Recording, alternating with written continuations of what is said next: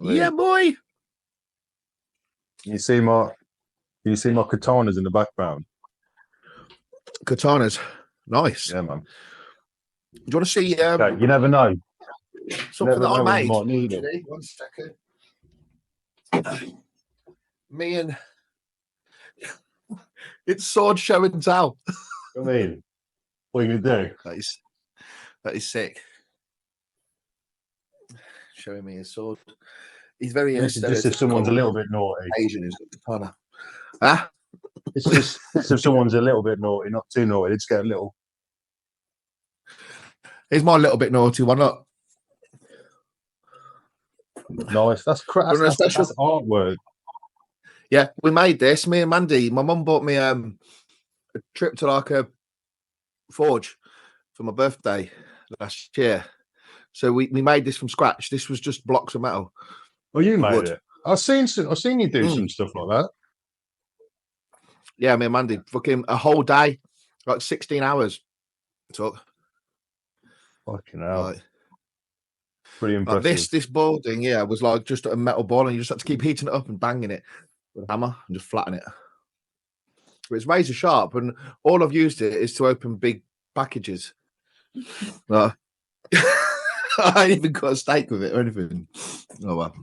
Luke, did you watch your football yesterday, mate? No. I'm not into football, but if England's on, I'll watch it. Do you know what I mean? I can't see. I've had this a lot. People say to me, "Oh, but it's England." But it's like, yeah, but I don't watch cricket either, so I don't watch England when they play cricket. It doesn't matter just because it's England. It's not a sport that I watch. So, but yeah, people always say that to you. They're like, "Oh, but it's England." I'm like, yeah, but I'm sure they play like loads of sports. But do you watch because it's England? Probably not. So, the only time I get into it. Yeah, no, I've just never been into it. It's not my vibe, like at all. What did I do last night? Just Manny knows what I did last night, but I can't say that. Well, I guess I could. Oh yes, you can. What did we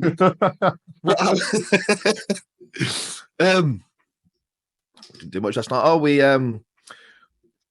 played, ran around dancing with the kids, and had bath time, and they were seeing who could scream the loudest. Like just typical family fun stuff.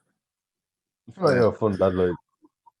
Yeah, I tried to be. We went to like a big family fun fair thing yesterday, like loads of inflatables and that, like some hilarious pictures of. So I can't show them. I'm using my phone as the camera, but I'll send them to you if you want to chuck them in at some point. He's coming down something like one of the big, massive ones. Bless him. What else did you go up to anyway? Did England do? I think they did all right, didn't they? Didn't they win on penalties again? We were on penalties, yeah. It's just one of these things. You know what I've noticed about, like, I'm not into football. Why aren't we good enough to just win? Like, it's always extra time or penalties. Why aren't we good enough to just win? No, mate. I feel like England are very reactive rather than proactive. It's like they kind of play. They've got a lot of high-end players as well, haven't they? Like a lot of top-end players. Yeah. So, in what sport degree, we're not being played properly. The big thing about that is that if you have too many leaders in a team, you don't have a team. So if they're all used to being like quite dominant in their respective teams, they're not going to be a good team. They need to get some like low-level players that know their place. Yeah, like me. I think personally, to like work, like work in a team, because everyone sort of wants that spotlight. Yeah. I think personally, like I say, I haven't watched it but if you have like a team of leaders, they're going to lose. No, you're right, mate. I agree with you there. What you've been making ice cream this week? Oh, mate, so good. Yeah. I mean, can I eat one online? Can I eat one? Whoa, yeah. I've got one in the freezer waiting for me after this. What you got?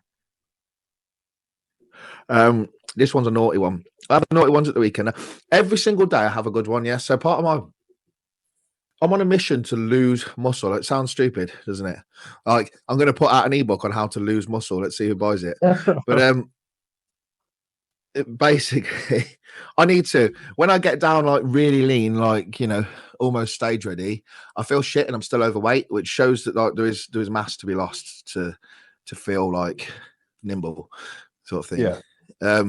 Which is fine. I've got my blood test tomorrow with the doctor. The doctor's so helpful, bless her. Like, I'm going to switch her to my main GP. And like, I'm trying to wean off the anabolics and just explain to her that, like, you know, I've walked around at this size for so long. You know, it fitted a purpose, but the purpose is no longer there. You know I'm heavy. I know it's going to have some impacts, not major ones, but even now, like, my body heat's fucking ridiculous. My legs go numb when I'm down, like, playing with the kids and that. Just, you know, the missus can't straddle me properly. Just, you know, typical things. So, yeah, I'm gonna have to lose some muscle. So, I've been having my healthy ice cream. That's what we were talking about, weren't we? ADHD, going off the rails. So 35p from Aldi, fat-free natural yogurt. Yeah, a whole tub mixed with banana, blueberries, whey protein powder. Blend it up, freeze it overnight, whip it into an ice cream. You get a big tub like that of ice cream, and it's about 400 calories. Brilliant. So you feel like you're eating a whole tub of ice cream. When you were saying about weaning off the anabolics, you find it difficult mentally to come off? Or are you ready to come off? Only if it mentally affects me. So, as much of an addictive personality I've got, I've only ever took anabolics per prescription from a coach, really. Like, so it's never been something I've had control over or had the ability to abuse, really. Yeah. Like, there was times before that where obviously I trialed things, but even then, I was never stupid. I've never done 1,000 milligrams of tests, never. Highest test I've ever gone up to is like 600. But my Masteron went pretty high. My Masteron went up to 1,400, but that was via coach's guidance to do a high Masteron low test. But mentally, no. And yes, obviously, part of me is like, you know, this has been me. Like, what will I be without it? But at the same time, as long as I can negate the low test side effects, so I don't want depression. I don't want any mental health issues. I've got myself now, this last couple of years, to a place where I've not needed any medication or to talk to anyone, and I've really built something. So I said to the doctor that's a non-negotiable, and I've explained to the doctor that I'm gonna stay on TRT until they prescribe it to me or help me come off properly with things like HCG, proper PCT protocol. And the doctor agreed that that's fair enough, and that's probably the best thing to do, because if I did just stop. So I'm not jabbing anything this week at all. I've got a blood test tomorrow. I'm not jabbing anything this week. And then next week, I'm just going to do 120 milligrams of test, which see how you go from there. Fuck all. Yeah. And see if I can just like maintain a stable mind, and that might help me pull some of the weight off as well. Right. I'm just T3, bouncing mate. between 108 and 110, depending on high dose T3. Yeah, well, that's it. I'll do 25 micrograms, whatever, T3, and 100 micrograms of T4. But that's more like a maintenance sort of dose, more of a hormone replacement therapy dose, as opposed to. And that's been for the last year and a half. That was. I feel like T3 you can run. It's more. I feel like T3. I've always had it in. Not for myself, but just for something. It's better to have a consistent metabolism like every day. I feel like you have shit sleep, low testosterone, stress levels, whatever. It might affect your metabolism going. Yeah, definitely. And I've got plenty of it. It's cheap, isn't it? So I've got pennies, mate. Yeah, got loads. Loads of CD3. Loads of clenbuterol. I need to keep it off. My dog got into my T3 like a few months ago. And then, really? It was just like a fucking. Jess was panicking, thinking, "Oh, she's gonna die." And no, she's gonna be fucking shredded. If anything, got really. She only had one though, so it wasn't too bad. I put when I put Q&As on my stories, I get very rarely do I get any serious responses. So I put the other day, I put, why do you train? And I was trying to, it's kind of like, I was trying to get a bit of like a deep response because I feel like most people train because, you know, you might think, oh, I need to lose weight, I'll go gym. And then you train. What keeps you there is sort of like, you know, a lot of times it's mental reasons and things like that. But then I just got a bunch of responses to compensate for being ginger, look good naked, which is, you know, that's fair enough. That's a normal reason. Because I've got a small willy. So I That's think why I they're a lot more honest reasons than normal. Yeah, very honest. Why do you train, Bren? What's your goal now? I don't really have a goal, mate. I just go because it's. I was thinking this the other day. Like there was a time when, you know, only a few years ago, where like someone says, "Oh, what are you doing tomorrow?" You think shoulders, and then something else. Like you base your day around your training, and it's Okay. like you're going to train anyway. You have to train because that's otherwise you're not going to train that body part again until next week. But now it's just sort of like, well, I'll train if I've got time, and even if I have got time, I think like I could do with, I don't know, hoovering a landing. You know, I won't. Yeah, my mindset's completely changed on track. I physically. It's not that I don't love it. I actually love it more than I ever have done lately. Because I've switched my routine around a little bit, added in some things that I like now that I'm not sort of being coached. But I mentally have to train at 5:30 now in the morning. It started off because the guy that I'm training with does, but now I'm sort of falling in love with it. Like my day's my own now. I'm done by 7:00 in the morning, and every single day's my own. And most people's days haven't even started then. So training never takes my day. I never have to think about it. I never have to procrastinate or put it off or like plan my day around it. Like it's done before the day starts. And I do it fasted, but I eat last thing before bed, and I have amino acids in the morning. Did you used to train fasted when you was on prep? I was this time, yeah, just because it was easy for me. Like I retain muscle really well. I mean, like I said, I'm physically trying to lose muscle at the minute. It doesn't help the weekends with the kids and see how much you lose. Restore all the glycogen. I'm not going to lose shape, but don't get me wrong. Just downsize a little bit. I'll just look like classic Luke. I think, like walking around as classic Luke. Have you seen any of the what is it, Mr. Big? Have you seen any of that updates today? I've been on and off Instagram. I can't pull anything up and look at it myself at the minute. Yeah, no, it looked good. I think as soon as anyone British comes on, I just want them to win. So obviously we've got Nathan D'Asher in the show, and I just thought, I love Nathan. He's brilliant. He's brilliant. Yeah, he's just raw. He's just a normal bloke. He's just like, and his accent makes him better because you don't know what he's saying half the time, but I like it because I know what he's just saying. A lad, like he's me. Like he, apart from the drinking, you know, he eats crap. He's a lad. He, you know, as his boys, he's like me. I don't feel like I really clicked with the bodybuilder crowd. Like I didn't have like bodybuilder friends that weren't going and doing bodybuilder things. Like I was, you know, very much from that sort of life and just found the sport, but I was very like alone in it. And I felt like he's like that. You see anyone that he hangs around with, and they look more, you know, criminal than bodybuilder. Well, that's the thing. I feel like bodybuilding is a very lonely kind of endeavor, but it doesn't mean that I don't think you lose many people. You lose people on the way that were never there properly in the first place. I feel like, but 100%. Yeah, that's why there's always one big lad. There's always one big lad in the group, sort of. So I mean, yeah, you can't have too many big people in the group, otherwise you're not going to be big. No, you're not going to look as big, are you? No. So, do you want to jump straight into the Q&As? Yeah. So I've got. I mean, we might have too many for this one, to be fair, because I've got 1, 2, 3, 4, 5, 6 serious topics. Okay. And then 1,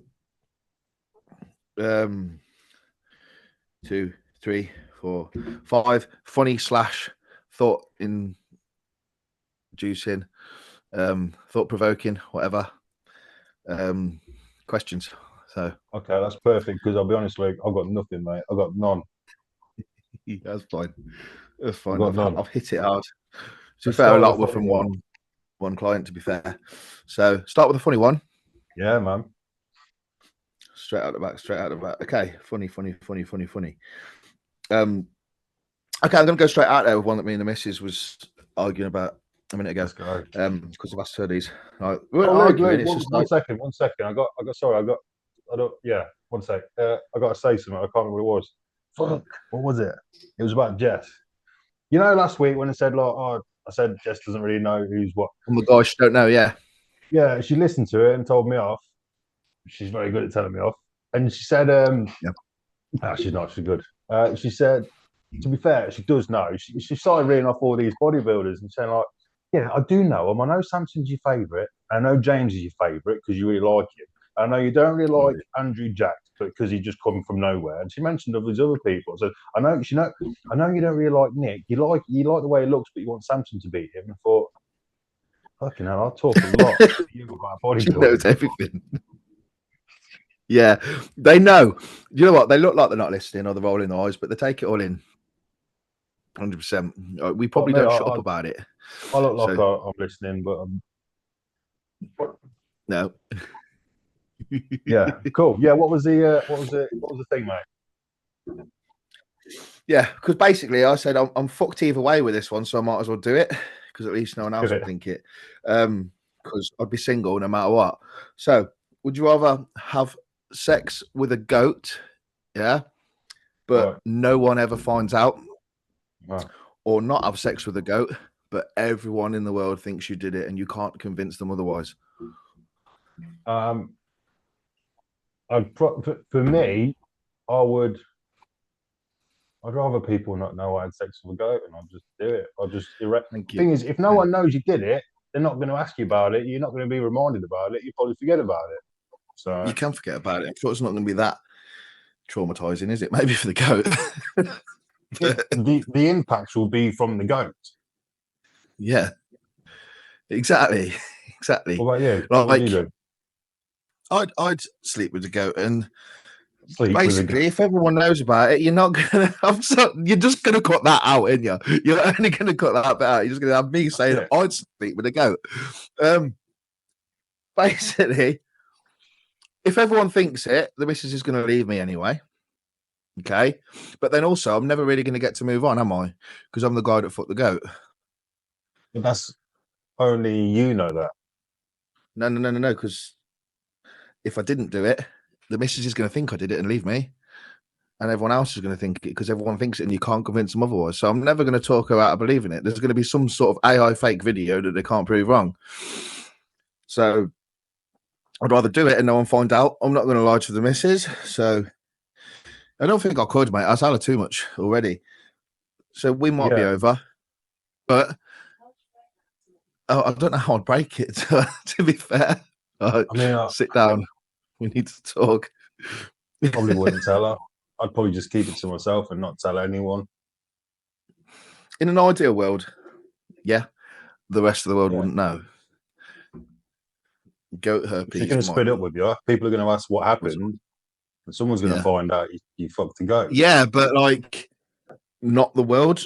You could go anywhere. This hypothetical is saying everywhere you go, everyone knows. You could at least. It's a case of never escaping it or having to start again, but eventually escaping it. Or obviously, if you didn't tell the missus, just living life and praying that she doesn't get goat herpes. So I don't know, man. I've never seen a goat, and I thought, yeah, that'll do. But yeah, no. To be honest, that was the only really funny one, other than one more little one. But we'll touch that later. Do you want to get serious? Let's get serious. Okay, so I messaged you about this earlier in the week. I did a bit of due diligence. So, thoughts on Eddie Abu and his new diet approach. Obviously, he switched. So he was a competitive bodybuilder, ate a lot of chicken, rice, whey protein, you know, the usual. And now he's gone completely like nothing with ingredients, only sort of meats and fats, bare minimum carbohydrates, all natural sourced. And he's really shitting on everything. Anything made, or even to the extent of white rice, saying it's dangerous because of how quick it and it's your system as opposed to. So what's your views on him? Like, I've watched a long documentary, and I watched a funny one of him with Eddie Hall as well, which is quite I saw that one. I understand where it's coming from, but I also think obviously there's a lot of it's marketing, a lot of it, isn't it? He's just trying to promote himself, be a bit different. You have to be different, stand out. But then I also think like people look at him, see him in good shape, and then just think, oh, it's because of this thing you're doing now. Where it's not. He's massively downsized from when he was in really good shape.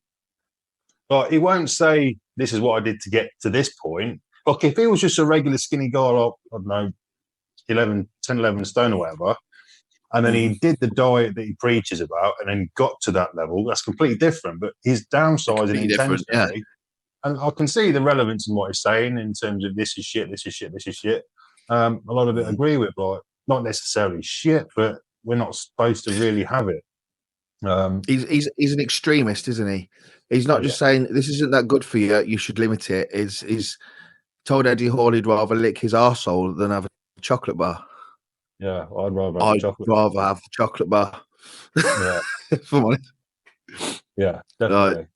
I just think, like I say, it's just he's just trying to be a bit different. I get it. I get the game, but yeah, I think there's a lot into it in terms of your gut microbiome and being linked to that, you know, primal brain pathway. And, you know, it's very true when it says things like trust your gut, like your stomach and its makeup can give you anxiety, can give you mental health, can give you genuine ailments. And eating more primal foods are definitely going to improve not just your general health, but your mental health. And pretty much all illnesses are going to benefit more from eating that way. Yeah, but I still don't think it's ideal for the world. Like I generally do think it probably is the best way to eat, like without a doubt, what he's doing, like for health, not for building muscle, but to live a healthy life all round. At the same time, I don't think you can tell. Let's hit the general population, like a single mom with 2 children, to go out and buy liver and steaks and salmon. Not. Like every single day. She's got to balance it somewhere, hasn't she? Like, and I think a balance is good. You know, give your kids some eggs, give your kids some oatmeal, like try to fucking, you know, cook some meat from scratch as opposed to always the chicken nuggets. But like you're never going to escape how easy the world is at the minute, and you got to.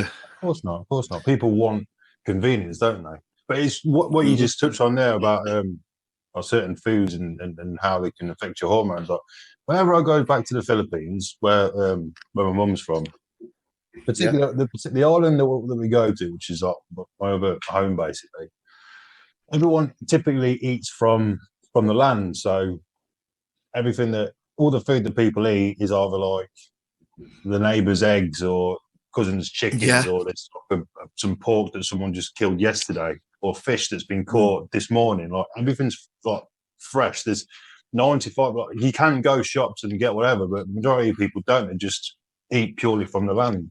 And whenever I go there, I say the same thing. Whether it's because of the vitamin D, because it's always fucking 30 degrees there, it's fucking mint all the time. Yeah.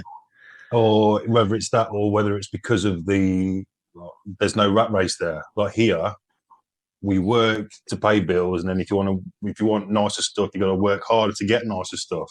There's no ceiling. There's always nicer stuff to get, so you're never going to be satisfied. There's no rat race, and no one moans about anything. No one's got anything, but no one moans about anything. I've never known anyone to be just like, I'm having a bad day, I'm depressed, or or no one's anxious, everyone, and I literally mean everyone, is just fucking chill. Yeah. And I don't know whether that comes from the food, the environment, or just the whole lack of the rat race, as I say. But I think it all plays a part, and I want to I live think it's there. all, isn't it? Yeah. Like, Yeah. see, we don't understand how blissful that is because we're caught up in that rat race. We think that this is life. Like, there's such a popularity competition as well in like little towns, like, you know, where we're from, especially like social media, for example. Everyone's got to be like most popular, have the most things, or show things off. Like, I would turn down the top of that ceiling just to have the simple things marked to perfection. You know, to have that peace at home, to feel good about myself. Like, I wouldn't accept that stress of chasing anymore.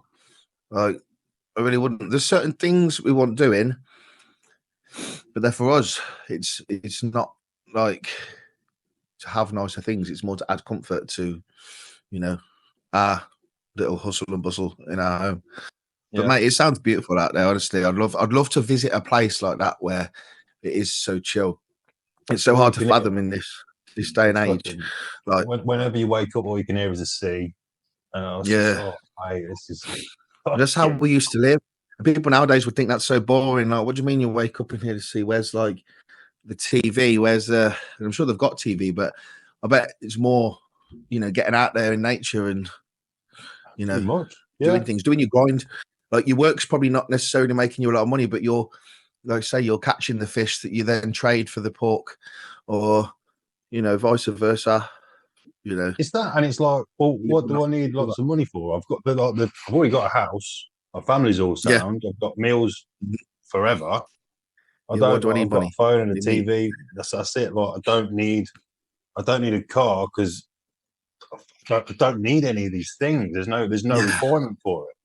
But here, everyone has things, and you're constantly trying to be like, oh, that person looks happy. They just bought a new house and got a Range Rover on a drive. They must be happy. So I need to get that.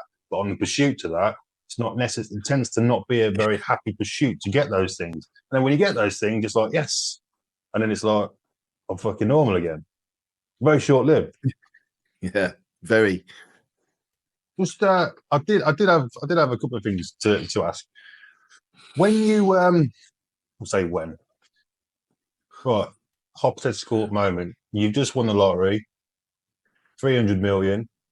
Just a couple of quid. Actually, the number I had in my head was 383. I don't know why, but it must be because I'm going to win the lottery. Yeah. What would you do? Have you got a lottery plan? Because it is important to have a plan, because people fuck their lives up when they don't have a plan. So what is your plan for the lottery when you win? 383 is a lot of money. I've never fathomed a plan for that much. I've fathomed plans for like 1 million, and I don't think that's enough to stop working. I think that's purely investing into real estate. But for 383 million, it doesn't matter what you do. That is retirement money. You know, how about the people? How about the people that are close? Maybe give to a cause you believe in, but don't think you can change the world either, because the world's very much away. Because, you know, these big companies, they've got the means to change the world, but they're businesses at the end of the day. We won't go into it, but there's no money there. There's no money to change the world. Exactly. So look after the family, but look after myself. There's no way I'd work. If I had the means to take my son traveling, I would. I'd like show him the world. You know, take my partner. We'd pay off the exes, I think, to just keep the kids. I think a few million, they'd be happy to just, you know, start again.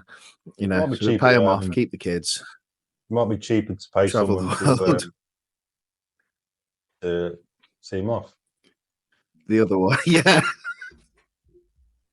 But yeah, no, I agree with you. Like, my plan was to just be like, well, obviously I'm going to buy a sick car, and then I'm going to get in that car. I'll drive to my mum's house. Oh, I won a lottery. Here's £1 million. She'll stand there and cry, and I'll just, my brother, sister, my mum's partner. Here's £1 million. Goes to my mates. Oh, what are you doing? Oh, you're at work. Okay, 2 minutes. I'll go to the work. I'm outside. What are you outside for? Come outside. Here's £1 million. What do you mean? Yeah, see you later. Go to my next mate. Here's £1 million. That's all I'll be doing. I'll just sort my mates out. Just, like, And then 83 mates, and then you'd have 300 to yourself. Just go and see 83 mates, make 83 people millionaires in one day.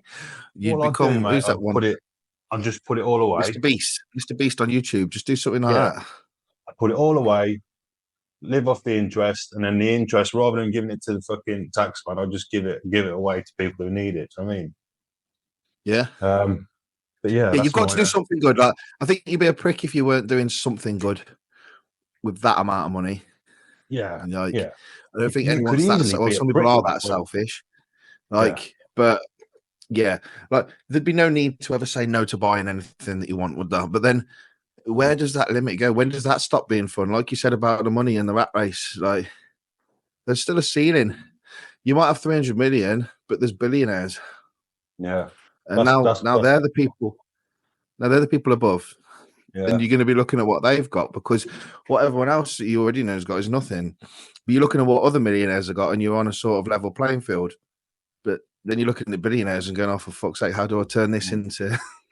Well, that's what made me think when you mentioned about like the ceiling thing. I thought like, depending on who you are, you've got that much money. You're going to think, yeah, but if you get $1 billion,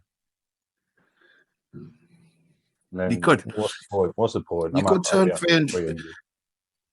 What's $1 billion? Is it 1,000 million? I think so. Yeah.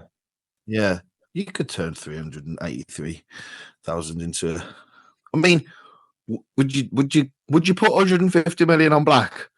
Yeah, just for the sake of it. You can't lose twice. I'd put it on black and odd. Oh, imagine. Fuck you know. Casino would love you if you lost. What you got? What's the next one? What's next? Okay, so because we've already spoke a little bit about I touched on social media and the competition earlier, didn't I, about everyone being in competition with us. So would you rather be unable to use search engines like Google or any, so you can't just say, "Oh, I just won't use Google," or unable to use social media, period, forever? Was that unable to use search engines, or unable to use search engines ever again, or unable to use social media ever again? Unable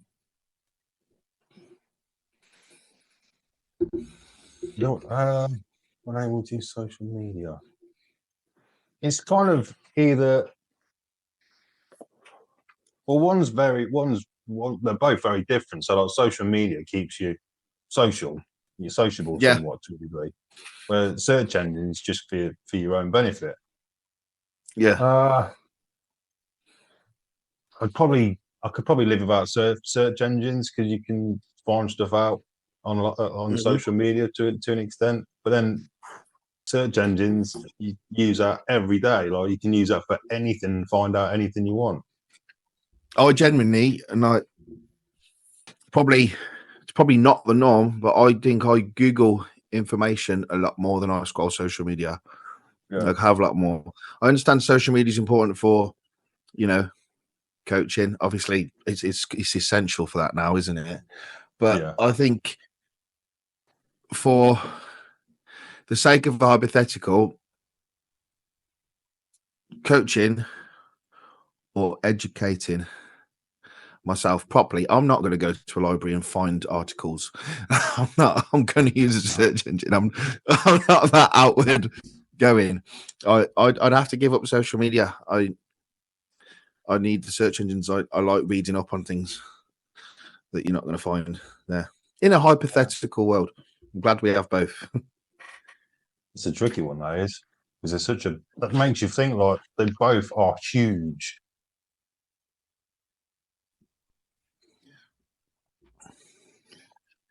They are. It's mad how huge they all are.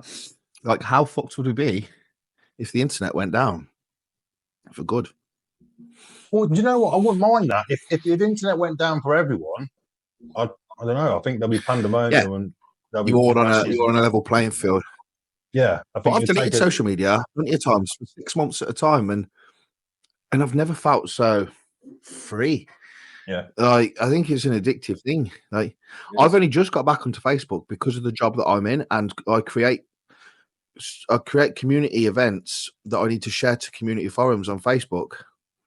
That's kind of all I use it for. But now I've started adding the odd family photo on days out, because like some of the people at these community events are starting to add me because I'm, posting into their community groups, and I'm sort of showing that human side of me, I guess, by putting some family posts down then. But there's never like a status. Like, I hate the whole like typical slagging someone off and then that whole commenting, message me, hun. You okay, hun? Fucking drama. Like, and then it's like you're putting, oh, I'm so pissed off, and what's wrong? Don't want to talk about it. Don't fucking shout about it then. My mum does that. My mum does that. She put something the other day. She's like, I don't like being disrespected.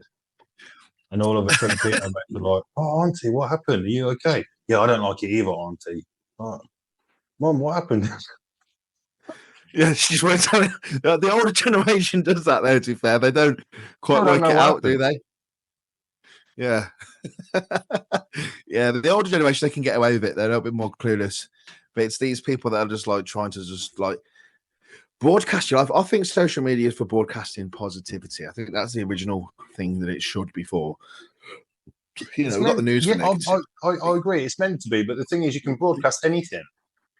Mm-hmm. And because you can broadcast anything, I think a lot of people tend to thrive off negativity because, like, let's face it, like, you don't want people like to listen to negative. People like to hear things that have gone wrong. That's what people prefer to listen to and then complain about. Yeah, they're not your fans. They're watching you eating popcorn, like getting entertainment off your shit. They're not supporting you. They're commenting on there to follow the comments to see more shit unveil. Yeah. Right. That's all it is.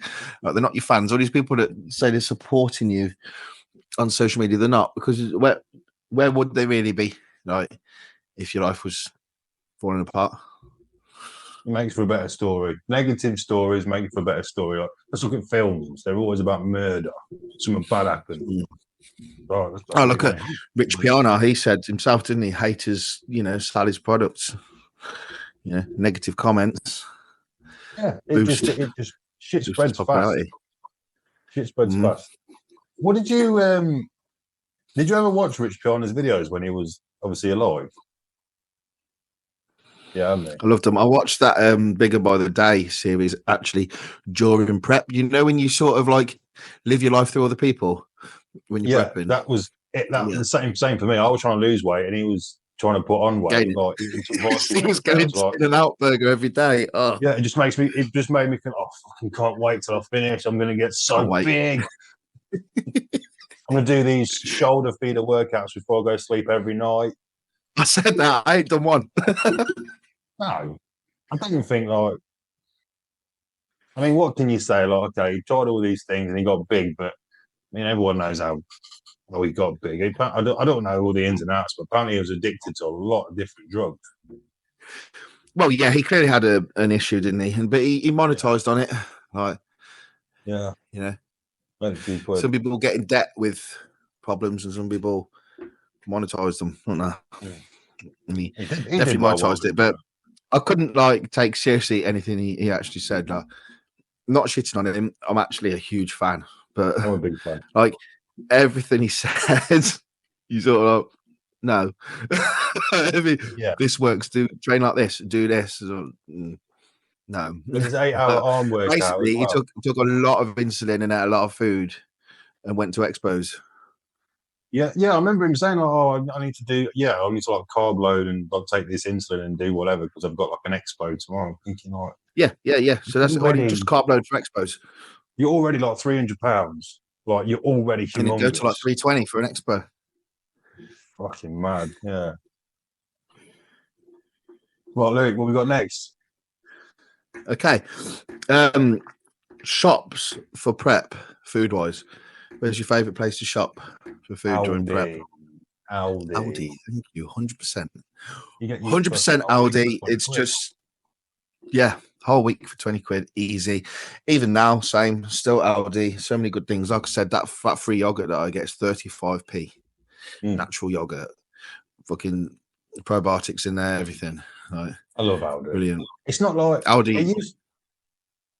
I feel like a few years ago, Aldi and Lidl were sort of like, you still can't tell the difference between the two, bear in mind, but I feel like Aldi and Lidl were like cheap. If you kind of like, you go there if you.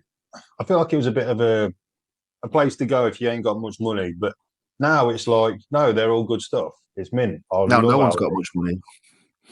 And here's like, you get really good stuff like for cheap. And that centre aisle with all the fucking drill bits and slippers and like lunch boxes, I love that aisle. I used to do a weekly photo with the most random thing I could find from there. You never know what's there. You never know what's there. But every time you go there, there's a bunch of stuff and it's not just crap. It's like you will find something like a doorstop or just everything there's good. It's just everything's really really useful. It's not just cheap crap. So yeah, they do Aldi like. I think they did Aldi tracksuit bottoms there one time. I was gonna get an Aldi tracksuit. You did a brilliant. So yeah, I agree. Shops for prep, Aldi, which leads me on to the next one because then he asked, "What are the best sources for carbohydrates, proteins, and fats?" And really, my answer is it's what suits your lifestyle. This guy in particular, I know he's a nurse. He's on the ward all the time, and he really struggles to get all his food in. Sometimes he's been with me, for a few years now. Really great guy. He's transit. We've gone through a few different. He's not competitive, but we've gone through different seasons of gaining, losing, and we're slowly getting out to that composition where he wants to be, where the gaining's not really putting fat on and the losing's not really losing muscle. It's now we've switched that composition where we're just getting that solid physique all round. Yeah, we're really starting to tick the boxes. He's really doing well. But he is struggling. He is struggling to get all his food in all the time on some of these busy hospital shifts. Plus, he's doing like extra. So not only will he do his hospital shifts, he'll take on, say, some extra work in Wales, and he'll drive to Wales, work for 24 hours, and then drive back. So, and they're not allowed to eat on the ward. So I think really the best sources are the best ones you can get in. Because is it a case of, oh no, I needed chicken and rice because that's the best, so I'm just not going to have anything? Or is it get a shake in with some cream of rice and whey protein that you snuck into your bag because it's still rice, still protein. It might not be as good as eating it. But I definitely agree. But you're able to bang that in and get the same macros. Combination of like what do you like and what can you have? Like it's the best of those sources. Like there's at the end of the day, there's not a massive difference in what they're not trying to go for there's a time and a place. Like I wouldn't get all my carbs from jelly beans. No. Like but I think there could be a place for them after a workout or before a workout when you can use them fast acting sugars. I used to have Pop-Tarts with cream of rice after every workout during my entire off season. Yeah, Pop-Tarts, cream of rice, whey protein, and blueberries. That was my daily. It was pre-workout meal. That was because it was Cocoa Pops after. Yeah, I'm all for that. Lots of people are against it. Mine's Belgian buns, mate. I love a Belgian bun. Belgian buns. I had 2 cinnamon buns today. They tricked me into it, didn't they? When I bought breakfast for the family, they were on the side reduced to 65p for 2. Where from? One Stop. Yeah, I was going to say Aldi. Nah, I think it's just 65p for 2 from Aldi anyway. Luke, what's your so you're doing coaching at the minute, yeah? I am. I've got a few regulars, a couple of inquiries. I don't push it as hard as you. I've got a massive caseload in terms of people with my actual job, like very full clinics, and I do a lot of community stuff on the other days. But I do like the idea of having a few more online people again. Just you still I enjoy it for clients, yeah. Yeah. I've got space for online, not really one-to-one at the minute. People inquire about one-to-one, and willing to do maybe a couple more hours a week. But really, I value that time at home with the family, like too much now, more than an hour in the gym. I just do. Like, I work a full-time job. I'm not desperate for it. Like, but I love coaching. It's what I've studied in now, and it's what I've lived. And, I've took a very high-end British coach as a mentor for the last couple of years, basically. Being coached, learning things, So people want to be coached by you, Luke. How do they get in touch? Yes, jump onto my Instagram, Mentality PT, or they can drop me an email, mentalitypt@hotmail.com, or message the Facebook page, which is also Mentality PT. And yeah, just drop me an inquiry, and we'll have a conversation. Just a no obligation consultation call, and see what we can do. See what I can offer. Yeah, same with me then. How's your coaching going anyway, bro? Seeing you post some it's going really good updates. It's going good, but it's one of those things where it's I'd say it took about a year, just over a year off from PT and coaching. Now I've just gone back straight into strictly online. I don't do any one-to-ones. I've had a few inquiries, but it's not something that I'm particularly interested in. I don't. If I was PTing full time, then yeah, but I don't want to do the odd hour here and there. It's just not worth. It's not worth my time. No. It's not worth it. I'd rather just do stuff I want. It's not sociable either, really. You've always got a PT when other people aren't working. Exactly. Like your busiest time. It's funny, ain't it? Because like before, people leisure time. Oh, I can do. Like you asked, what time can you do? Oh, I can do any time after 5. Oh, great. Well, that's the time everyone can. I've got no slots after 5. It's not. No, do you know what I mean? People seem to think that, But as I say, coaching, I'm enjoying it again. I'm enjoying it. I've always enjoyed it, really. I've got a few clients that are competing this year, which I'm looking forward to that. I'm looking forward to seeing them on stage. There's one lad, there's a couple of lads I'll show. I'm sure they won't mind, but one lad I think is about 6 weeks out. Another lad is probably about 11, 12 weeks out from his first show, first timers. He's looking good. He's looking good. He's got a really good structure. He's only been training for about a year, about 2 years, I think. But he's the one that said about I've got a small willy. I don't think he has. I think he's. I've seen him in his shorts. Yeah, you've seen his posing photos. You'd know. Yeah, I strictly say no clothes, no nothing. I need to get the full picture. I need to know where the last bit of fat is. You need to see the dick veins. That's when you know they're actually in shape. Yeah, and that little pouch above your knob as well. Like the last little bit of fat that goes, or when that's gone, then you lean. So I need to see it. I need to see it all. Exactly. Yeah, man. Yeah, I mean, anyway, just for that guy, just to come back to that, because I don't want him to get an answer. Best sources for carbohydrates, complex carbohydrates throughout the day, fast-acting carbohydrates around the training window, fats, peanut butter is very easy. Any sort of nut butter. I love the squirty ones because they're very convenient. I've got about 5 in the cupboard.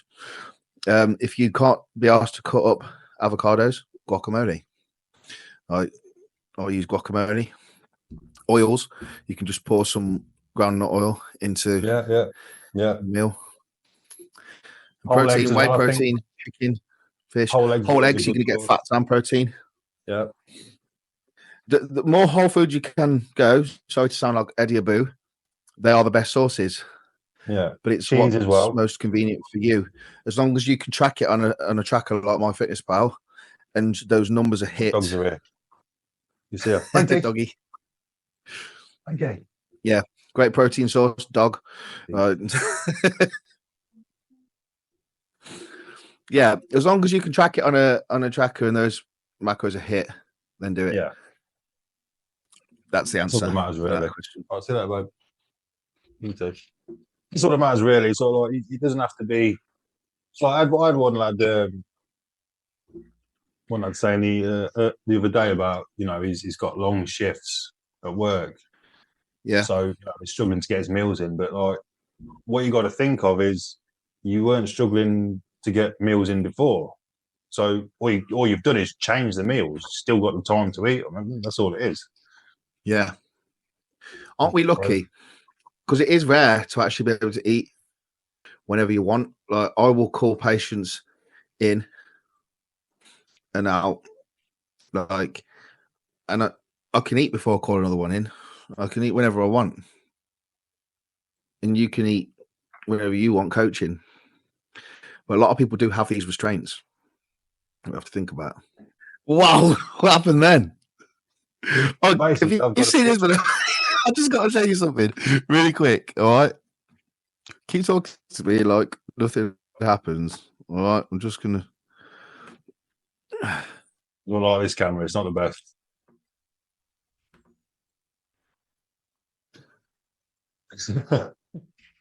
Is there anything different about me? Oh,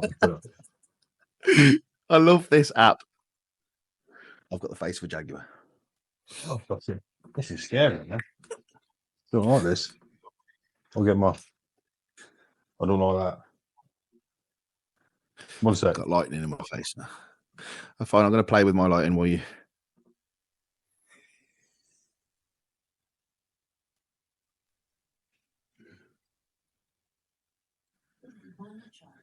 I am a man child. Don't give a guy with ADHD the tool. Brendan's 1991. Look at my head now, Bren.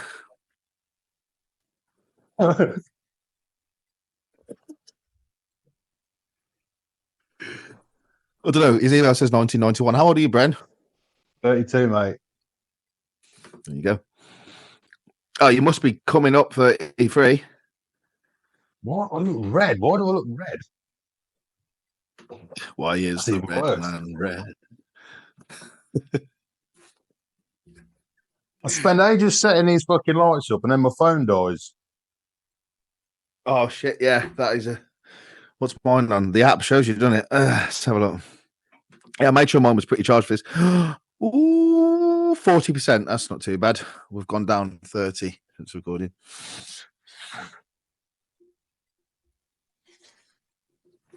I think I'm gonna have to use.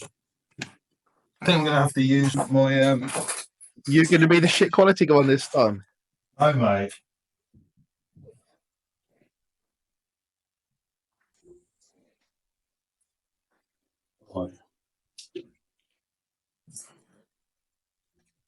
I'm having ice creams and M&Ms after this.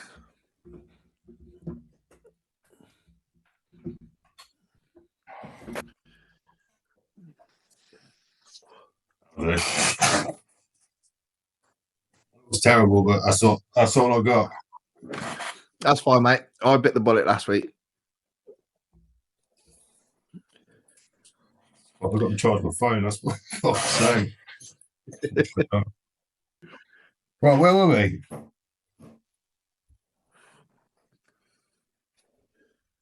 I don't know. Is the honest answer. You know, we're making moves now. We got like nearly 60 views on last week's episode. We are making moves. We'll be triple figures before you know it. I thought like we got to get 100 views before like the next one, but we can't get there. Never mind. I think the views will go up as they go as well. I think this one will probably reach 60 quicker than last week's. Do you know what I mean? I think so. I think you're right. I think more people get invested as it goes. Some people think, it was a one-time thing, whatever. Like, once they're repeatedly seeing it, like, it will be it becomes a series then, doesn't it? That people can sort of watch doing cardio, doing prep. You know, it is when there's just one of something, you don't really care. But if you've got like a prep or something, for example, or just a goal in general, you want to do cardio every morning, having a series of something to watch is good. Yeah, I think. And I like to think we add something, you know, I wouldn't say unique, but entertaining, you know. I like how I don't want it to be all like professional. I just like it normal. It's why you got me at the end of the day, because you don't want it to be professional. Okay, I'm going to give you another hypothetical. Would you rather? Yeah. Would you rather have unlimited fuel, but you can't stay in the same place for more than 48 hours, or a luxury apartment with unlimited amenities. Yeah, I got the word right. But you can't leave the city or town boundaries ever. What was the first one? Unlimited fuel, but you can't stay anywhere for more than 48 hours.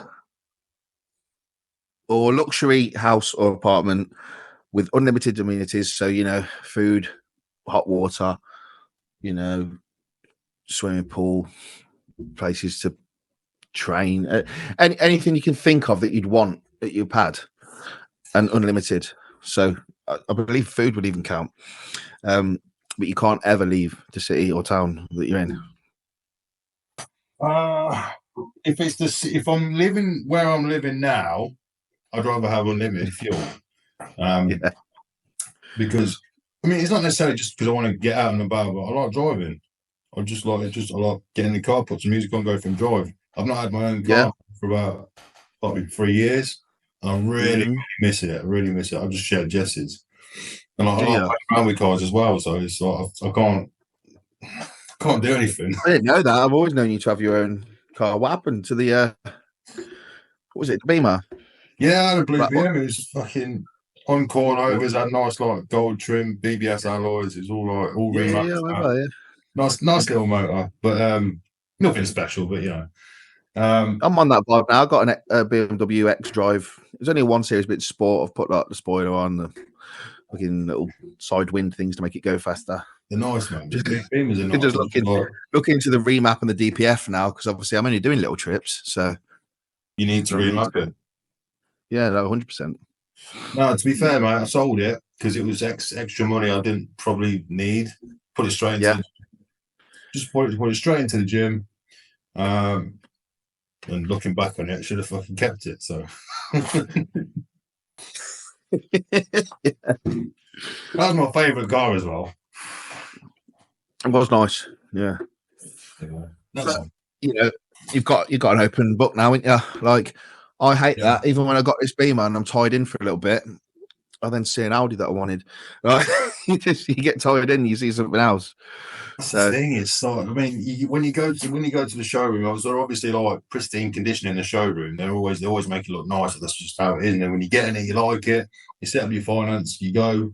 It's great. And then like the novelty wears off, I find. But then the payments don't wear off. If anything, they're just. If you've got a family, I think it's not a bad idea to get, lease a car, finance a car, whatever. I think it's something like 80% of cars on the road are on lease or, PCPs or whatever. Yeah. And if you get it, if it's broken, get it fixed. You're on that sort of thing where if you buy a car outright and it breaks, you got to pay to get it fixed, and it's not, chances are it's probably not going to be as nice as a new one because you bought it out. It's a little bit cheaper. And if you got school runs every day, you got to get to work every day, you got to be on time for everything in your day, like a busy schedule. You need a car that's not going to let you down. But yeah, you see the interest on some of these, and it's ridiculous what you pay, and you just got to try not to look at that. And like, I've never kept a car for the entire. I always take things out on 5 years because they're cheaper payments. But after a few years, I'll go in Part X always. The longest I've kept something is a couple of years, really. Yeah. Ever? I've never. They say you should do that. You should you should sort of like never pay for a car in full. Always pay it off in bits and then sort of get out. But then it's like property you should buy because that goes up in value. Whereas cars, they're only worth less. Yeah. So you may as well just get in and out with the car. You pay to use the car essentially. Like driving it. Yeah. Property in gold. I was talking to my shopkeeper today, and he's like, my mum's found a load of gold. She's moved house. She's found a load of gold. Keep it. She was, where should I sell it? I was like, keep it. Keep that gold. Yeah, keep it. That money that you get from it is going to go down within inflation or recession, whatever. Keep the gold. Gold goes up. She sold a bit for what she needed to pay off solicitors for moving and all that, but kept a good chunk. Yeah, like the value in gold always goes up. I was talking to my shopkeeper, and he's a shopkeeper, so he's obviously Indian. But he was telling me like, oh, he saw my chain. He was like, oh, is that real gold? And I was like, no. No. I was like, are you sure? It looks like 18 carats. I was like, no. This is not real. This is not real. This is just shiny yellow metal. He was like, oh, yeah. I've got this. I always wear it. He showed me his chain, but it's this ring on his chain. He's like, yeah, this is like worth $6,000. I was like, that's good. My kids have got a necklace. The kids have got this necklace. It's worth like $3,000. My wife's got this necklace. It's worth like 18, 13, 14 grand. But when he bought it, he bought his missus's chain $8,000, and that's worth 13 grand. And that's obviously when he got married. I don't know how long he'd been married for, but like that's a good return on gold. Yeah, no, really good. I'll get to say I've got like this Belcher necklace, but it's 18 karat silver. There's 18 karat silver, but it's gold plated. Yeah. So it looks gold. But that's not worth a lot, which is annoying because I bought it for a few hundred, which ain't a lot, I know, but I've never been I find it hard to spend on myself unless it's like supplements. Yeah, unless it's gear. Yeah, literally, though, because you can spend loads on that. Yeah, you don't think about it. You see it as essential, but it's hard for me to treat myself to anything. So I just treat myself to something that was like cheaper, but still looked the part. You know what I mean? Yeah. So, but like I tried to sell it when I moved house to get a washing machine, and they said, yeah, we won't even buy it. It's silver. I spent like 300 quid on this like last year, and so you don't even get a return on silver.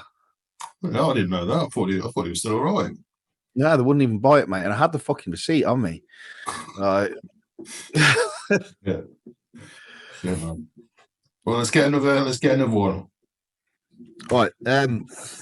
So Bloodwork. Might as well speak about Bloodwork because I am getting some tomorrow. So Bloodwork, should you get it? Is it worth getting? How often should you get it? If you are enhanced, even if you're not enhanced, just to check certain things like stresses to the body. I think with Bloodwork, you can get it if you're not enhanced, if you want to be like really meticulous, or you can get things checked out anyway. I think it's a good idea just to get other things checked out in general, because especially like men. For me, if I feel a bit niggly, I'm not going to go to the doctors because I don't want to take time out of my day for someone to give me bad news. I just wait for it to go and I'm fine. I didn't waste any time. So I think it is a good idea to get things checked anyway. When with like people who use anabolics and things like that. Yeah, I think the more prevalent it's become in the industry, you do kind of realise, Bloodwork is important. I mean, there's been a lot of deaths in the industry. I think there's been a lot of deaths in the industry, but that's mainly because the industry is fucking ginormous now. So more things are being noticed, didn't they? As opposed to like more deaths, it's just more deaths being noticed. And like I say, it's bad news. People want to see bad news and talk about it and say like how it must be the steroids, which obviously it would have had a hand in it. But I do think getting Bloodwork is important. Probably at least once a year, I'd say. Say if you use at least. Yeah. And I'd say, like, if you're competing, during the off season at some point, just before you start a prep to make sure that you're healthy to start a prep, and then just after a prep to see what damage has been done and what needs fixing, and then after that bridging period before you go back on a cycle for your off season, there would be the times to get yourself tested if you're competitive. If you're not, at least once a year or once per phase. So if you're just, bulking and cutting every year, once per phase, because you're pushing different limits and taking different risks each time, aren't you? Yeah. So cholesterol is a big one to check. Obviously, your good cholesterol. So you want to make sure that that's not been lowered too much. Obviously, things like your hormones, as a enhanced athlete, they're going to come up as flagged, aren't they? Yeah. Because they're going to be high. If they're not, you've got some shit. Yeah. No. If anything. But yeah, liver function, and people need to know that obviously with liver function, you shouldn't really have been having caffeine or trained before the test. Yeah, okay. Because them liver enzymes are going to be raised anyway. So if you want like a true reading, at least don't train for like 48 hours or drink any caffeine. If you want a true reading of those liver enzymes as well. Okay. Blood glucose should be taken fasted as well. If you're on things like growth hormone, then you can obviously have a lowered sensitivity to insulin and you might have higher blood glucose in general. But nothing like metformin or even berberine can't look after. So sometimes it's just about knowing things. I mean, I have a blood glucose monitor that I use all the time. Yeah. Anyway, I try and stay between 4 and 6 fasted, which is pretty much bang on at the minute. But there was a point, and I woke up, and it was like 17, which is diabetic. What the fuck is going on? But like, I just went a little bit off the rails for a couple of days. That's what it was, and like it just wasn't clearing, and I was still using growth. So I sorted that out, And what would you say is a typical visual side effect of not side effect, but let's say like an indicator that like what would you say something that happens to you, something that you can physically tell that you might have diabetes? So if you're pre-diabetic and you've got permanent sort of high blood sugar, you're going to be thirsty all the time. That's the main thing. So genuinely, like if you can't quench your thirst, and you should theoretically be hydrated, that's the biggest sort of telltale for high blood sugar. Fatigue as well. High blood sugar, you're going to start to feel more fatigued. Not dizzy. Dizzy's more low blood sugar. Really, you're going to feel normal. Other than like, if you know what signs you're looking for, like being more thirsty, you're going to feel normal. You're going to see visual side effects because, you essentially are going to hold more body fat because you're not clearing glucose from the blood. And eventually it's just being stored as excess glucose and fat. It's not sort of going to where it's needed and being used as an energy source. So you can't really these the things that you've mentioned are not really things that you can, like I say, they're all relatively normal. So unless they're all relatively normal, and people with pre-diabetes will feel normal because it's their life. It's been a progressive thing. There weren't like insulin sensitive one day and all of a sudden they're not. Yeah, it's a progressive dietary activity issue, and it's fixed very easily. It's the main thing that I'll step out there and say cure because I do. It's the main thing that I'll cure pre-diabetes. I get people in, they're having high blood glucose readings, they're inactive, they're eating crap. I'll sort their diet out. I'll get them, even if it's just like home exercises in a chair to start off with, and then get them going for a couple of walks a week, then bring up to 3 walks a week. Then they might refer them to Fitter Futures and they'll go to the gym a couple of times. Like, it's progressive over months, but yeah, I've turned around people's pre-diabetes loads at work. That's the main thing that we do. So you say it just makes it even more important to get things checked out because there's a lot of things. Health checks twice a year, yeah, man. Like just in general, like blood work, not just for people in the sport and people taking gear, but just for everyone in general. Get blood work. It's just simple. Like get your health checked. You wouldn't like not check your car for oil. Luke, you say this, mate. I've never had a check. I've never checked my bloods. I've never checked. Okay. But at least if you saw a small sign, you wouldn't let your car not take you from A to B. No. Or whatever, car fucking, and if it did, you'd rent something. You'd get to work either way. So why would you not let your body take you, through life? I don't want to see bad news. It's a wrong approach. But that's just how it's been. But now it's different because I need to kind of check myself out more because like I said, we're trying for a kid. Yeah, man. Yeah. We ain't got one yet. have the kid on the podcast. Yeah. It might be. It could happen.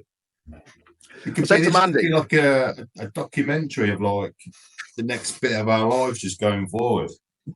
I was speaking to Mandy earlier, and we were talking about like what would make you proud of your kid, and she's just had a really good school report from her son. Fair play, like it's been his first year at school this year. Like, hats off to him. Teacher likes him. They don't live with him. No, I'm joking. Lovely report. And I was talking about what will be my proudest moment. And it's definitely when my son asks me for his first spot. Yeah, without a doubt. Will you spot me, Dad? Like, that's what I can't wait for, to install that gym in him. I'd love that. I'd love to have a girl or a boy. I wouldn't mind, but I'd love it if into training without having to force. Dad, what's testosterone? You've come to the right man. Yeah, I think as well as like I was just saying there, it's as much as I would love to get them into training and help them with whatever they need training wise. I think for me, I've always thought like I don't care what they're interested in because I never really excelled in anything. Like I wish I started fucking playing the guitar when I was 9 or something because I'd be sick now. And I wish, do you know what I mean? I played the guitar since I was 8 and I'm still not sick. I can just pull some chords together. So don't worry. It's like, whatever my kid is interested in, it's like, are you interested in it? Are you really, really interested in it? Okay, let's go. We're going fucking balls deep. We're going to turn you into a super. We're going to make you the best by at the time that you're thing. 20, everyone's going to know, like, oh, that's that kid who's like, who plays like professional football, or that's that kid who plays in a band. Do you know what I mean? I'll think like, just be someone. It's not to say that like if you don't excel in things, you're not someone, but if you can be good at something, and don't waste your life not being good at it, because on that deathbed you'll regret it. I'm sure you will. 100%. Yeah, my new dream's being good at the washing up. If I could just master that, I'll have such a happy life. I'm sure Bundy will as well. Yeah, she would. What's what we got next? Cardio. It's so easy to fucking. We've been on this like over an hour, like nearly an hour and 20 minutes. It's so fucking easy to just. Talk to me. Yeah. Cardio. What's your thoughts on cardio? I like it. I like cardio. Yeah. I think in terms of what, in what context, like what do I think you should do? Would you put someone on cardio in the off season? I'd heavily suggest it because as much as it's like, oh yeah, I want to get big. If you don't want to get big and fat and unhealthy and die, you just want to grow muscle. So you got to think, what is the best environment to put my body in to grow muscle?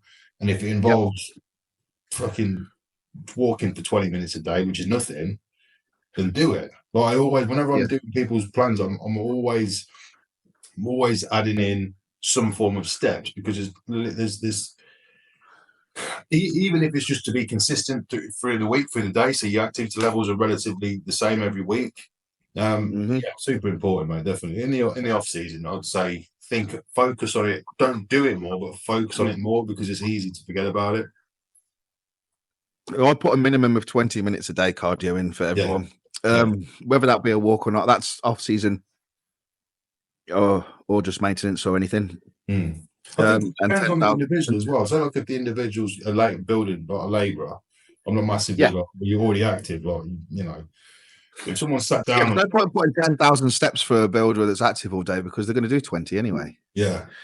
So we're like, so I've got to do less work. Like, that's already their homeostasis. But then you've got to think like, right, well, I'm trying to improve them somewhat. So I still sort of had the 20 minutes, whether it's like when you get home, go out with the family for a 20-minute walk and just try and raise heart rate a little bit, or if they've got the facility to do it as actual cardio, I'd rather they get their heart rate above 120, you know, and the heart's actually working. For me, it's a lot more about heart health as well, and keeping that metabolism growing. Like, if you do your cardio every day in the off season, you're more likely to eat your meals as well, because it does, whether it's, you know, in your head or what? I feel like it kickstarts that metabolism. Like it gets you hungry. Like, you're not always hungry in the off season if you've woke up sluggish. But if you've woke up hydrated, done your cardio, you're ready to start the day. You want to eat. 100%. And like, yeah, it goes up in prep, obviously. Do you believe fasted or non-fasted, or doesn't matter? I'm going to say it doesn't matter, but I'm also going to say I believe in fasted. So I love fasted. Yeah, for me, if I ever do my cardio, I tend to.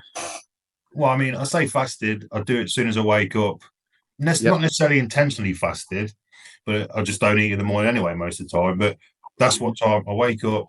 I'll have my tablets, whatever, certain tablets I have later on in the day.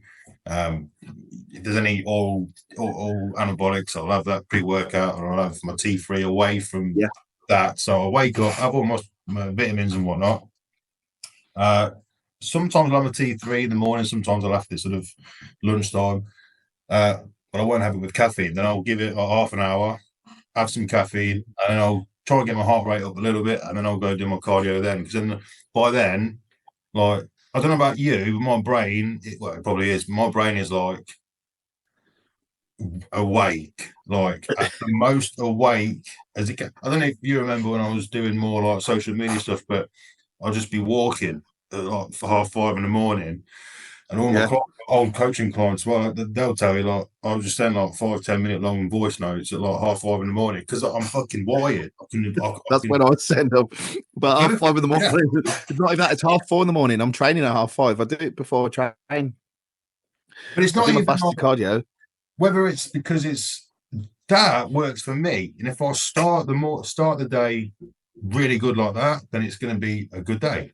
So whether it's because it's fasted or not, there's people who say people who say it doesn't. But yeah, I think in terms of overall calorie expenditure, it probably doesn't matter. I think fasted does dip into the fat stores more because there's no carbohydrates for your body to pull energy from.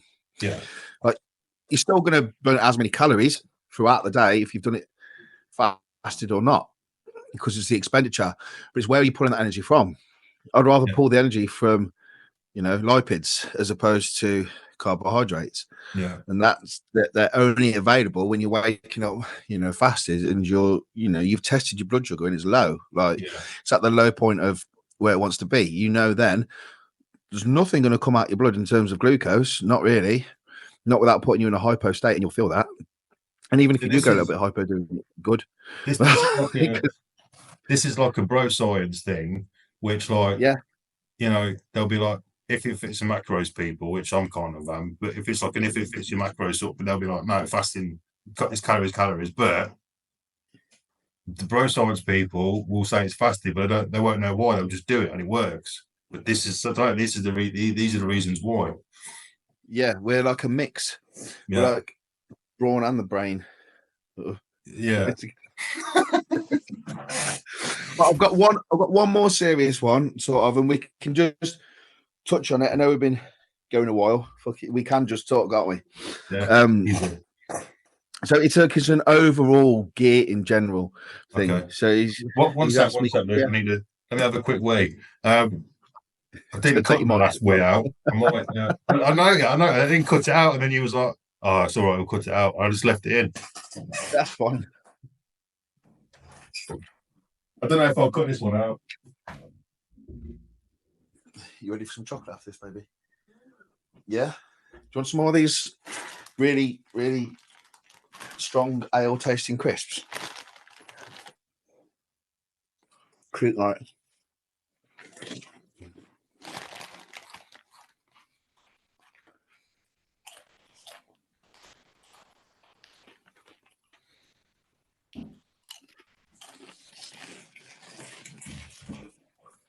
Right, ready. I'll bounce some crisps. Nice. The steak and ale flavour, but I think they forgot to put the steak in. We just taste like ale.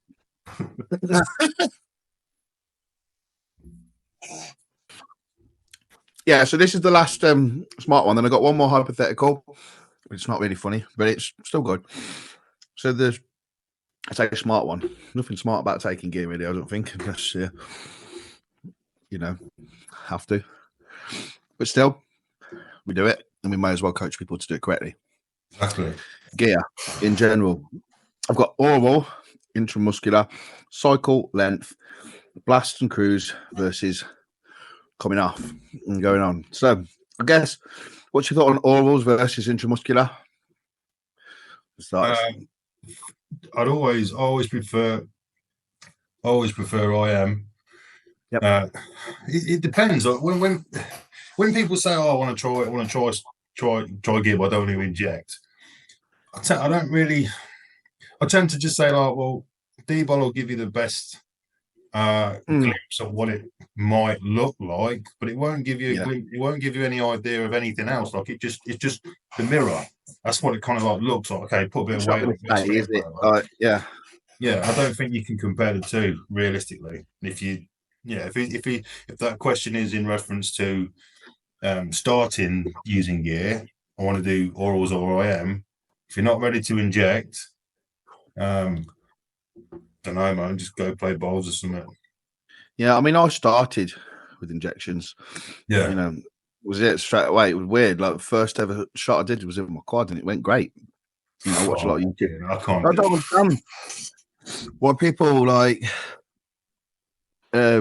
struggle so much with it. Like whether it's just a problem-solving ADHD brain, but I said I want to jab. Right, I'm going to learn how to jab. I went online, learned how to jab. So then I jabbed. I didn't have to ask anyone. Didn't have to make sure I was doing it right. I didn't question it. It went in. I felt great. A couple of weeks later, I was feeling even better. And that was it. But when you did did you feel like I am a roid guy now? I am a roid head now. I'm a proper roid. Did you just look at yourself in the mirror and be like, this is me now? we were both working for the same guy at the time, if you remember. Yeah. Down at Combat. Don't know if we can mention his name, but either way, we were both working for him. And he said straight away, because in like a period of a very short amount of time, I blew up.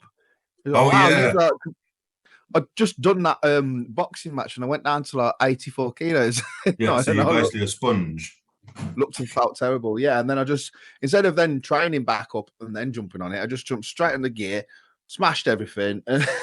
And yeah. But I definitely choose intramuscular for the safety as well. Most bioavailable safety. How healthy are you? If you're going to take orals and have the odd drink and have loads of cheat meals, I mean, orals for me, sorry, I'm just burping up a crisp. They're not, I know there are loads of off-season orals. In fair play, you can chuck them in maybe for short periods, I'd say 4 to 6 weeks, but they're toxic. Yeah. They are, in the day. They're very, very, very toxic. If you're then going to have cheat meals, put your body under stress, and if you have the odd alcoholic drink, like you really are just burning the bridge, burning the candle at both ends. But people don't see that. They think it's easier than, Yeah, they think it's safer because they look at injecting something as like unhealthy because heroin addicts inject. Yeah.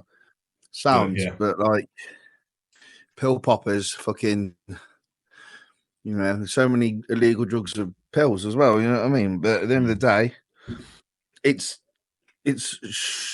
short, and it's to add icing on to a cake. Yeah, 100%. Yeah. You're not going to get your main result from that. It's going to give you that extra 5% towards the end of something you're already working on. But I mean, I probably now will never take another oral ever again. I might stay on a low dose of testosterone and might have a little bit of masteron in there to keep the estrogen low. I've already spoke to the doctor about this. They've agreed that it would be wise to keep a little bit of masteron in there to make sure the estrogen stays low and nothing's,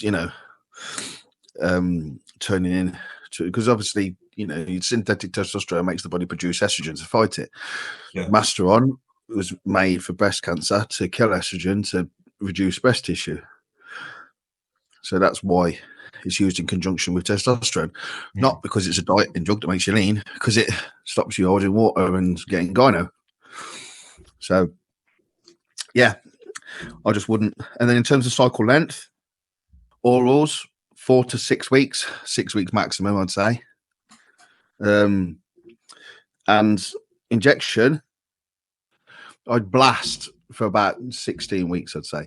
Yeah. Like, you mean like if you're doing a high dose, whether it's like a prep or an off season, 16 weeks, and then be low for almost as long, at least half of that time. I think a lot of people. Well, a lot of people.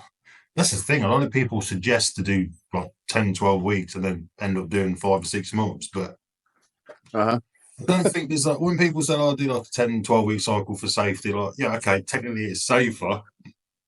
You're not going to see it. Well, why get to a good spot and stop? Like you only just that's where things really start changing, isn't it? After 10 weeks. Like that's when, like, it's all fucking kicking in. It's all in there. It's all working, and you just put the brakes on it because 12 weeks, any time longer than 12 weeks is bad. But no, I agree with you. 16 weeks, maybe even a little bit more. But so that's where your blood's coming. That's where you need to just keep an eye on yourself. Be very, very self-aware.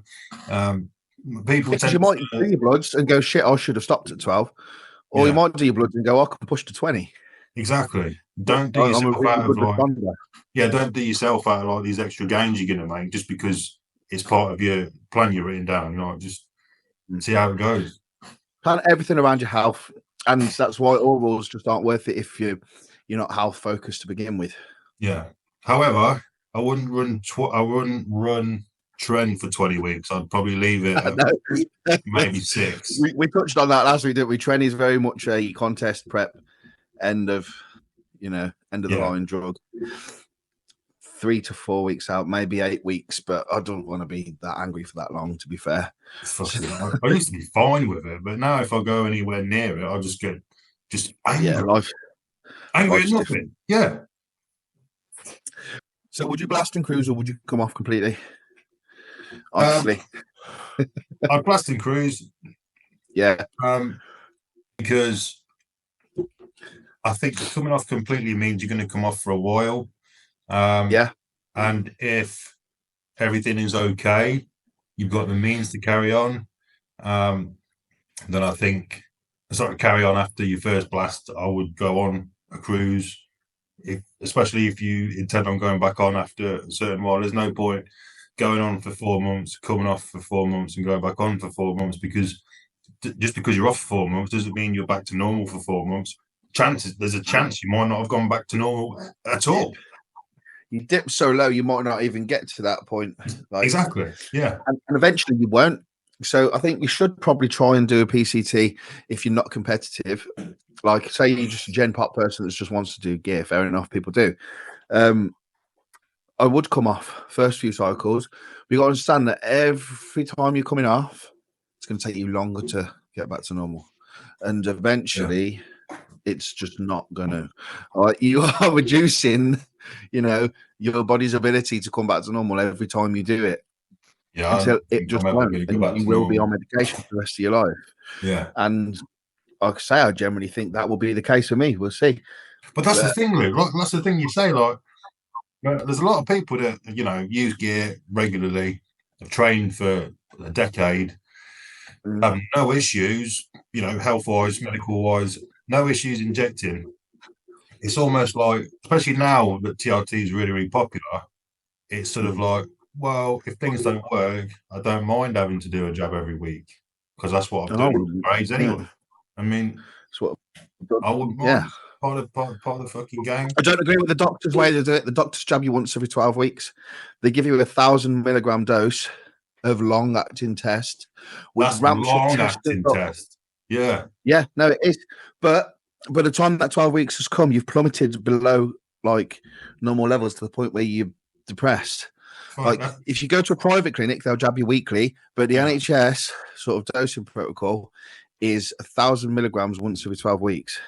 And do you think that has something to do just with just to keep the NHS not as busy? Because realistically, if you're going in once a week, I think it's a lack of education as well. To be honest with you, I just do because like I'm not saying that these people aren't educated in what they do, but like, where are they thinking that people aren't going to have problems like coming to getting that low, like that, and that huge peak? Imagine have 1,000 milligrams in one jab, Bren. Like once that peaks, all that at once, yeah. Oh, where's your head at? Yeah, I know. And then it You're goes on back top of down the again. world. And then imagine the fall. And if you You- just look at some of the graphs, and it shows the levels in the blood, and it sort of bang, just plummets. Yeah, Whereas private clinics will sort of do it how you want. They'll do either once a week, or they could. Some places do microdosing. They give you the inject. That's the best way. The NHS should just give it to you, your medicine, like anyone else. They give diabetics insulin to jab themselves with. If you microdose testosterone once a day, just like a diabetic has to jab insulin, like you will have completely stable levels forever. You yeah, feel amazing. At the end of the day, it's a medication that you take daily. Just diabetics can do it. You can do it. yeah. And I think that would be the best way. Like so many people sub Q inject testosterone doing their own TRT, and it's great. And even like high end bodybuilders, Ian Valliere does daily shots with an insulin needle of test. Mm. Says he feels amazing. It's easy. So, Yeah, yeah, man. but yeah, so come off if you want to, but just know that you won't always be able to do that. Yeah.